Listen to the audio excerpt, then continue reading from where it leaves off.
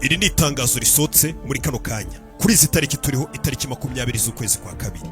Ni itangazo risohowe n'igihugu cya Kongo cyangwa se by'umwihariko n'igisirikare cya Kongo, bashinja ubwicanyi, kwangiza gahenge, kugaba ibitero, babishinja igisirikare cy'u Rwanda, bo bakarenzaho n'ijambo rivuga ngo nabo bafatanije bo muri M23 ndetse ngo n'abandi ngo bo muri Red Tabara. Ni itangazo abenshi babonye nko gukomeza kwitana ba mwana, kuko ku munsi w'ejo mu ijoro twari twabonye ko M23 nk'uko nabigusomeye nabo bari basohoye itangazo rigaragaza ko nubwo agahenge gahari, imiryango mpuzamahanga ikomeje kwirengagiza ubwicanyi n'ibitero byakomeje kugabwa n'igisirikare cya Kongo gifatanije n'igisirikare cy'u Burundi, abacancuro, abawazarendo n'abandi bose.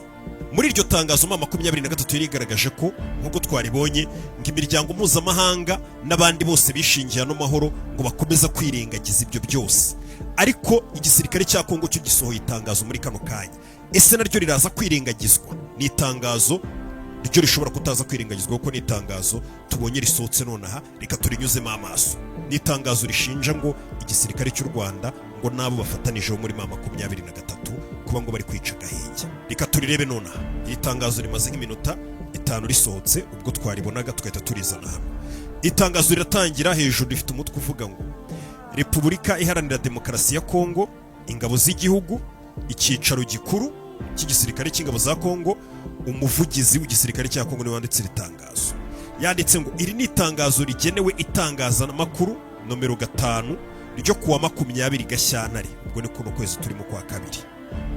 Iri tangazo ritangira rivuga ngo ingabo za Repubulika Iharanira Demokarasi ya Kongo FARDC ziramenyesha abanyagihugu ndetse n'amahanga ko ingabo z'u Rwanda n'abazifasha bo mu mutwe wa M23, none ntago igisirikare cya Kongo cyangwa se igihugu cya Kongo bakivuga ngo ni M23 ifashwa n'igisirikare cy'u Rwanda cyangwa se ifashwa n'igihugu cy'u Rwanda. Oya, basigaye bavuga ko byose ngo biri gukorwa n'igisirikare cy'u Rwanda ngo n'abagifasha ngo ba M23.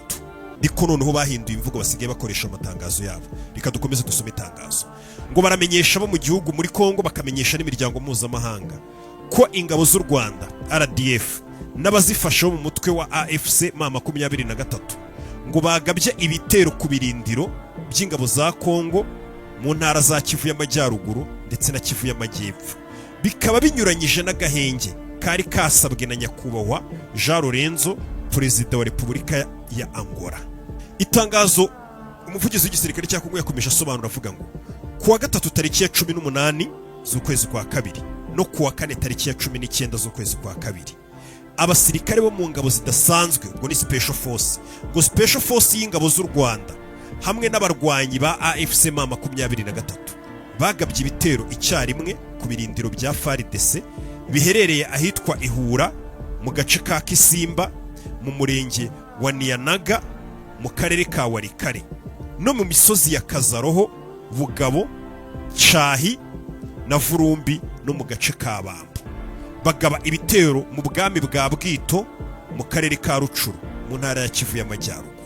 Izo ngo ni ingabo za Special Forces z'u Rwanda zifatanije n'abarwanyi ba M23, niko mu itangazo igisirikare cya Kongo basohoye bari kuvuga ngo bagabwiye ibitero iminsi 2. Wibutsa ko kano gahenge katangiye saa 6 z'amanywa ku itariki 18, none ngo ku itariki 18 no ku itariki 19 igihe agahenge kari karimo ingabo z'u Rwanda zifatanije na FARDC na M23 ngo bo bakomeje go kwica agahenge.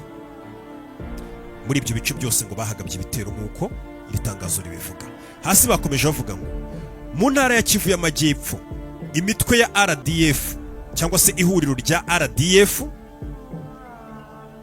rihangana, ihuriro rya RDF bafatanije na M23, bafatanije na Twirwaneho, bafatanije na FNL, bafatanije na Nzabapema, bafatanije na Red Tabara, bagabye ibitero mu midugudu itandukanye irimo Mikenge, Karonge, bagaba ibitero mu misozi miremire ya Fizi, Uvira, mu duce twa Kahungwe ndetse na Kanga na Rugeje, aho batwitse inzu enye kandi bakicira mu rugo umusore w'imyaka 18 witwa Matabishi Sisto Azini.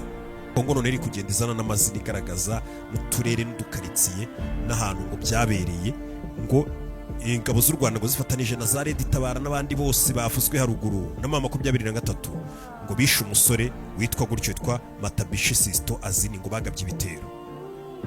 Hasi yakomeje mu itangazo bavuga ngo ibi bitero byagiye bigaruka kenshi cyangwa se bisubirwamo nkuko neza rino tangazo igisirikare cya Kongo basohoye, bameze nkaho nabo bagendeye ku itangazo ryasohowe na 23 mu ijoro ryahise. Nuko 23 nayo yarekwesheje amagambo mu itangazo ryayo bavuga bati ibitero biri kuba aho abantu bari kwicwa bikozwe n'igisirikare cya Kongo n'abawazarendo n'abandi bose bafatanije, ngo ni ibitero byisubiramo bahora basubiramo ariko ntihagire ubibabaza cyangwa se ubibahora.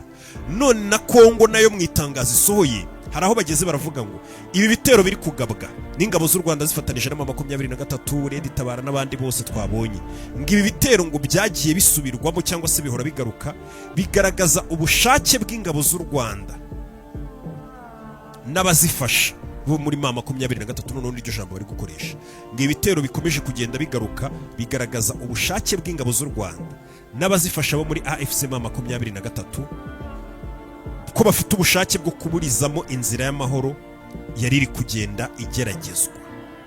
Hasi bakomeje bavuga ngo ingabo za Repubulika Iharanira Demokarasi ya Kongo zikomeje kwiyemeza kubahiriza agahenge kasabwe n'umuhuza akaba umuyobozi w'igihugu cya Angola mu rwego rwo korohereza igaruka ry'amahoro mu burasirazuba bwa Repubulika Iharanira Demokarasi ya Kongo, by'umwihariko mu karere k'ibiyaga bigari muri rusange. Wanditse itangazo hasi yashyizeho ngo ni Lieutenant Colonel Mogoba Hazukai Mark, akaba umuvugizi w'agateganyo wa FARDC. Ibi ngibi sasa abantu bose bakomeje kuvuga ngo ibi biraza kugenda gute. 23 mu gahenge iravuga ngo agahenge turi kukubahiriza ariko ntago turi buze gukomeza kwihangana mu gihe tubona abasivili bakomeje kwicwa. Ibyo nibyo byatumye basohora itangazo bagaragaza aho ibitero byagiye bijya, ahaba uko abantu bagiye bicwa muri bino minsi byitwaga ngo ni iminsi y'agahenge, bakomeza kugenda bagaragaza ko bega amahanga bibona ndetse ngo n'abishingizi b'amahoro aribo Angola n'imiryango mpuzamahanga ibyo bitero byose bigabwa na Kongo nabo bafatanije barimo n'abacacuro babizi, ariko ngo bakirengagiza ibyo bintu bagaceceka. Ndetse 23 yavugaga ko guceceka mu gihe agahenge kari kwicwa gutyo ari ubufatanya cyangwa se guceceka mu gihe abantu bari kwicwa ngari ubufatanya ndetse amateka azabibabaza, ndetse banibaza impamvu ahubwo amahanga byirengagiza ibyo bitero bikorwa n'igisirikare cya Kongo.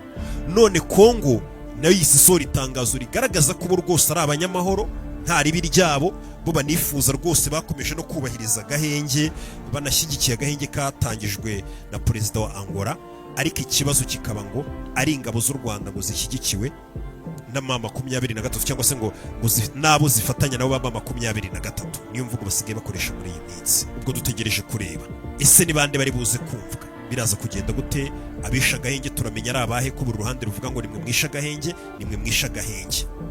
Reka dutegereze turebe ikiri buze gukomeza kigenda gihinduka cyose. N'ubundi nk'ibisanzwe uraza gukomeza ugenda bisanga kuri ya chaîne yanyu, ibuka gukora subscribe ndetse n'igitekerezo cyawe aho hasi. Ciao. Imwe muri karitsiye nziza kandi ziyubashye muri Kigali izwi bayita Kibagabaga. Iyi nzu uri kubona imbere yawe ni inzu iri ku giciro kiri hasi cyane kuko iri kugura $420,000. Iyi nzu ikaba iherereye Kibagabaga hepfo y'urwibutso, ikaba inzu nini cyane ku buryo ugereranije n'agaciro k'amafaranga iri kugurishwa ubona ko ari nka cyamunara, kuko iyi nzu ifite ibyumba 10, sale 2, ibikoni 2, ikagira bathroom 6 ndetse ikaba inzu ifite no hasi cyangwa se kimwe twita ngo ni cave irimo ibyumba 3 hasi. Iyi nzu ni inzu nini cyane ihagije kuba yaturwamo n'imiryango 2.